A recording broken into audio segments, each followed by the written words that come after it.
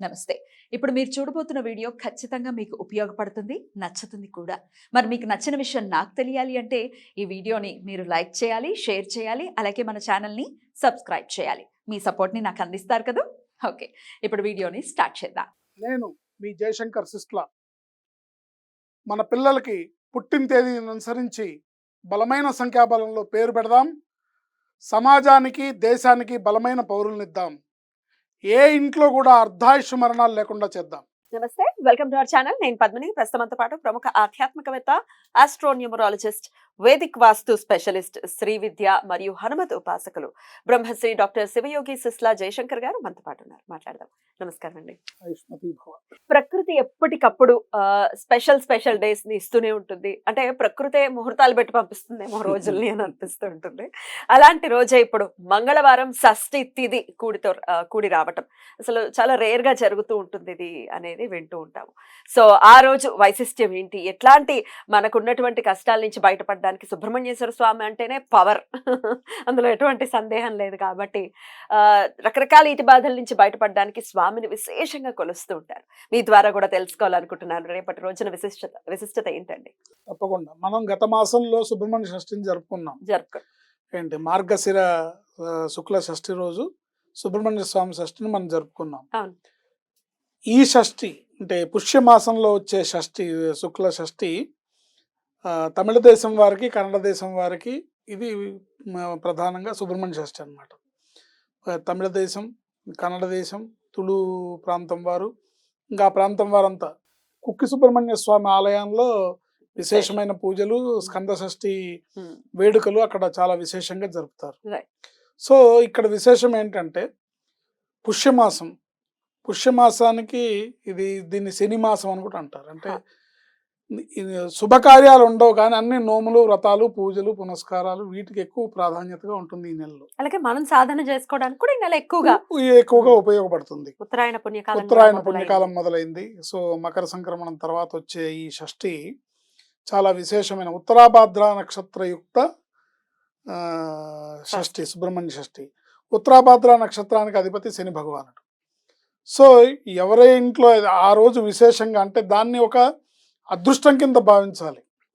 ఇలాంటి ఒక అరుదైన కలయికతో కూడుకున్న మంగళవారం 16వ తారీఖు జనవరి 16 మంగళవారం నాడు ఉత్తరాభాద్ర నక్షత్రం, షష్ఠి తిథి, సుబ్రహ్మణ్య స్వామి. అంటే మనకి స్కంద షష్ఠి కాకపోయినా కూడా మన ఇంట్లో గనక ప్రాబ్లం ఉంటే, అంటే వివాహంలో జాప్యాలు అవుతున్నా, లేదా వివాహం జరిగి వాళ్ళు ఏదన్నా అడ్డంకులతో ఫీల్ అవుతున్నా, వాళ్ళు ఏదైనా డిస్టర్బెన్సెస్ ఫీల్ అవుతున్నా, వాళ్ళందరికీ కూడా ఇది చాలా బాగా ఉపయోగపడుతుంది. ఆ రోజు సుబ్రహ్మణ్య స్వామిని మీ శక్తి కొలది విశేషంగా ఆరాధించి. ఎలా ఆరాధించమంటారు? సుబ్రహ్మణ్యం సుబ్రహ్మణ్యం సుబ్రహ్మణ్యం సుబ్రహ్మణ్యం అనుకోవాలి. అంతే, నిరంతరం ఆ నామానికి ఆయన అంతే. సుబ్రహ్మణ్యం సుబ్రహ్మణ్యం సుబ్రహ్మణ్యం ఇప్పుడు భగవాన్ సత్యసాయిబాబా వారు ఎవరిని ఉపాసించారని? సుబ్రహ్మణ్యం. సుబ్రహ్మణ్యం సుబ్రహ్మణ్యం షణ్ముఖనాథ సుబ్రహ్మణ్యం సుబ్రహ్మణ్యం సుబ్రహ్మణ్యం షణ్ముఖనాథ సుబ్రహ్మణ్యం. సో సుబ్రహ్మణ్యం అని స్మరించుకోవచ్చు. లేదా మీకు ఏదన్నా మంత్రాలు ఉపదేశం ఉంటే మంత్రానుష్ఠానం చేసుకోవచ్చు. ఏమీ లేని వాళ్ళు కూడా స్వామి సుబ్రహ్మణ్యం అంటే చాలు. ఇలా విశేషంగా మీరు దండం పెట్టుకొని, అంటే అక్కడ మనసు ప్రధానం. మీ మనసు అనే పుష్పాన్ని ఆ స్వామివారి పాదాల దగ్గర అర్పించి ఆ రోజు మీరు స్వామిని పూజించి చేసుకుంటే, వివాహంలో అడ్డంకులు ఉన్నా, మీ వివాహం జరిగి భార్యాభర్తల మధ్యలో డిస్టర్బెన్స్ ఉన్నా ఉంటుందండి. ముఖ్యంగా వివాహంలో జాప్యానికి ఇది బాగా పనిచేస్తుంది. వివాహంలో జాప్యానికి పనిచేస్తుంది, సంతానంలో జాప్యానికి కూడా పనిచేస్తుంది. సో ఆ రోజు మీరు ఏం చేయాలంటే, ఎవరైనా సరే సుబ్రహ్మణ్య స్వామిని ఆరాధించి, మీ శక్తి కొలది ఆరాధించి, నువ్వులు బెల్లము కలిపిన చింబిరిని నివేదించాలి, దాన్ని పంచిపెట్టాలి. నువ్వులు బెల్లం. చింబిరి అంటే అందరికి అర్థం కాదు. నువ్వులు బెల్లం కలిపిన మిశ్రమాన్ని అందరికి పంచిపెట్టాలి. తీసుకోవాలంటే భయపడుతూ ఉంటారండి జనాలు, నువ్వులు తీసుకోవాలంటే. ఇప్పుడు భయపడే వాళ్ళకి మనం ఏం చెప్తామండి? ఏంటి ఉమ్. భయపడితే కొత్తగా వస్తుంది అంటే లేనిది ఏదైనా కొత్తగా వస్తుందా, ఉన్నది ఏదైనా పోతుందా?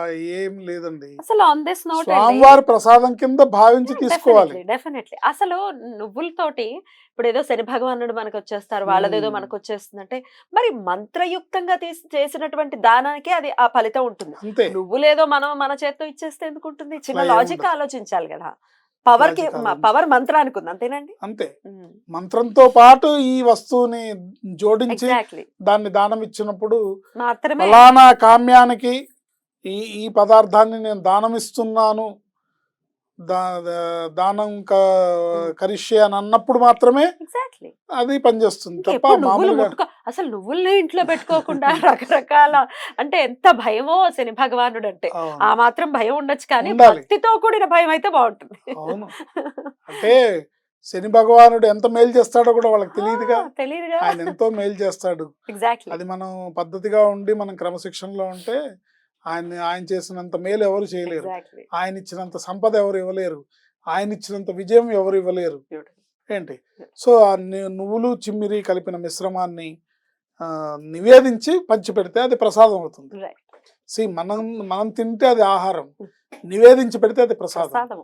కరెక్ట్. ఏంటి సో దాన్ని నివేదించి పెట్టాలి.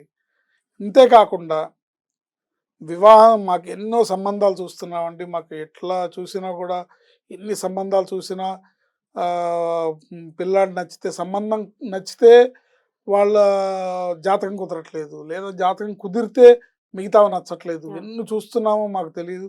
అన్ని ప్రాంతాల వారిని అక్కడికి మేము శాఖాభేదం కూడా అన్ని వదిలేసి ఇంకా శాఖ భేదాల్లో ఉన్నాం అంటారు. అంటే చెప్పేవాళ్ళు నా దగ్గరకు వచ్చి చెప్తారు కదా. సో అది కూడా వదిలేసి చూస్తున్నామండి. ఆడపిల్ల అయితే చాలండి అనేవాళ్ళు ఉన్నారు సార్. ఉన్నారు. కాకపోతే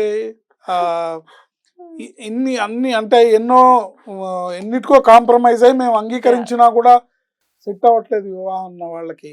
సో జనరల్ గా మనం చూసుకుంటే కనుక జాతకరీత్యా గ్రహస్థితి రీత్యా వివాహం ఆలస్యం అవ్వడానికి కారణం శని భగవానుడు. వివాహం జరగకపోవడానికి, టైంకి సరైన సంబంధం రాకపోవడానికి, వచ్చిన సంబంధాలు కుదరకపోవడానికి కుజుడు కారణం. సో మనకు ఆ రోజు ఒక బహుమానంలాగా, భగవంతుడిచ్చిన వరంలాగా మంగళవారం, షష్ఠి, ఉత్తరాభద్ర నక్షత్రం ఈ 3 కలిపి రావడం అనేది అద్భుతమైన కలయికగా మనం చెప్పుకోవచ్చు. ఎందుకంటే మకర సంక్రమణ నుంచి అద్భుతాలు స్టార్ట్ అవుతున్నాయి. మకర సంక్రమణం ఒక అద్భుతం. అక్కడి నుంచి వస్తే ఇది నెక్స్ట్ ఇది అద్భుతం. షష్ఠి రోజు, ఆ రోజు మనం అనుకున్నట్టుగా ఈ నువ్వులు చిమ్మిరి ప్రసాదం పంచిపెట్టి, మీకు ఇంకా శక్తి ఉంటే కనుక మీకు కుదిరినంత మందికి, బాగా చలికాలం కదా పుష్యమాసం అంటే, అందుకని మీకు శక్తి ఉన్నంత మందికి, పేదవారికి లేదా గుడి దగ్గర యాచకులకి, వీళ్ళకి లేని వాళ్ళకి, అవసరం ఉన్న వాళ్ళకి మీరు రగ్గులు పంచిపెడితే, మీకు చేతనైంది 1 నుంచి తీసుకోండి, మీరు ఎన్నైనా పంచిపెట్టుకోండి. మీకు అస్సలు లేదు కనీసం 1 పంచిపెట్టడానికి ప్రయత్నం చేయండి, లేదా ఓ 11 పంచిపెట్టడానికి ప్రయత్నం చేయండి మీ దగ్గర ఉందంటే. ఇంకా అధికస్య అధికం ఫలం.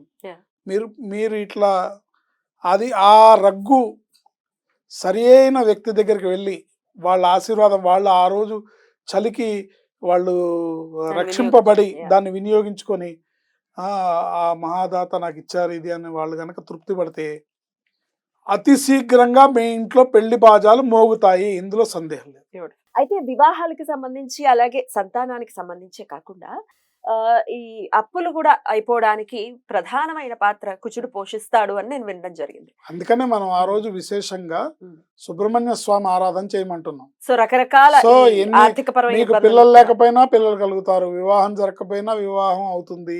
ఏంటి ఆర్థిక పరమైన చిక్కులున్నా కూడా సుబ్రహ్మణ్య స్వామి ఆయన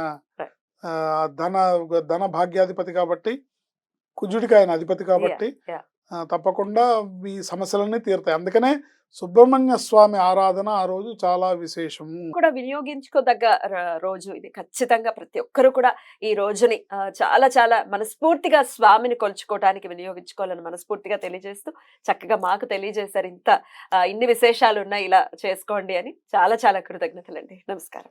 ఆయుష్మతి భవ.